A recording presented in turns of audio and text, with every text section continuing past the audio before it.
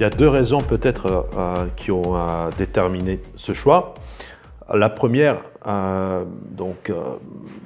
peut-être on était pendant des années en Europe, aussi en Bulgarie, dans l'idée que le droit d'expression, c'est un droit acquis.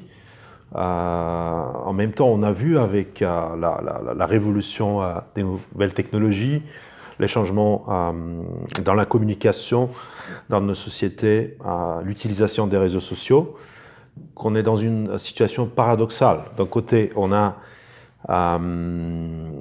beaucoup plus de liberté dans la possibilité d'exprimer ses opinions ou de recevoir des informations, mais de l'autre côté, il y a des effets pervers du fonctionnement des réseaux sociaux, de l'utilisation des nouvelles technologies qui mettent en cause la liberté d'expression elle-même, et de l'autre côté, qui mettent en cause les conditions pour l'exercice d'autres droits fondamentaux et le fonctionnement du système démocratique. C'est la première raison. La deuxième, c'est une raison, je dirais, typiquement bulgare.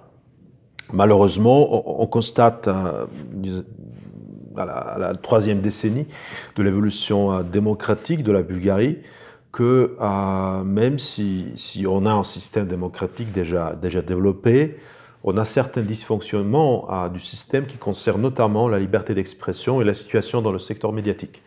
C'est pour cette raison que nous avons décidé de choisir la liberté d'expression comme sujet phare autour duquel nous allons organiser les Journées francophones du droit pour 2020.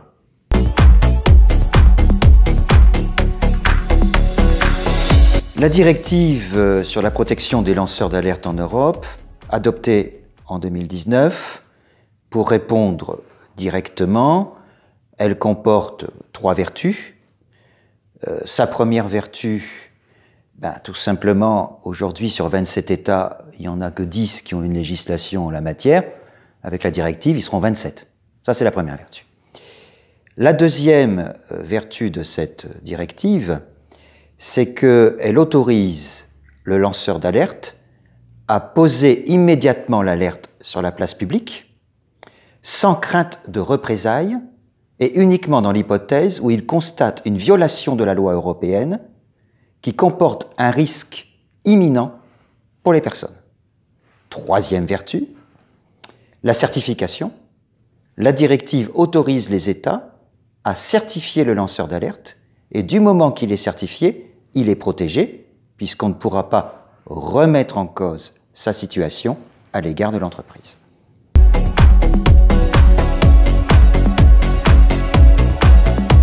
La directive n'est pas encore transposée en droit français. Elle devra être transposée au plus tard en décembre 2021. Mais on sait déjà qu'on s'achemine en France vers ce qu'on appelle une surtransposition, c'est-à-dire aller au-delà des exigences de la directive sur 2 points. Le premier, c'est rémunérer le lanceur d'alerte, donc le récompenser. Et le deuxième, envisager sur certaines situations le lanceur d'alerte anonyme. C'est-à-dire, il lance l'alerte, mais on ne sait pas qui c'est, et donc c'est une protection absolue. Ce qui est pour le droit français une évolution tout à fait significative, et donc ce deuxième point, on ne peut pas assurer qu'il fera partie de la transposition.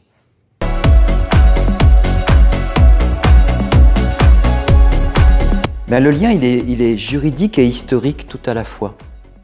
Il faut prendre la machine à remonter le temps. Il y a 25 ans, sur les premiers lanceurs d'alerte, il n'y avait pas de droit sur le lanceur d'alerte. Et donc la seule garantie des lanceurs d'alerte, elle est venue de la Convention européenne des droits de l'homme et de l'article 10 de la Convention européenne des droits de l'homme qui postule la liberté d'expression. Alors, est-ce que la liberté d'expression, c'est la liberté d'alerter? Eh oui. C'est plus compliqué que ça, mais sans liberté d'expression, il n'y a pas de liberté d'alerter. Ce qui veut dire que la liberté d'alerter est un peu plus contrainte que la liberté d'expression, mais elle en découle.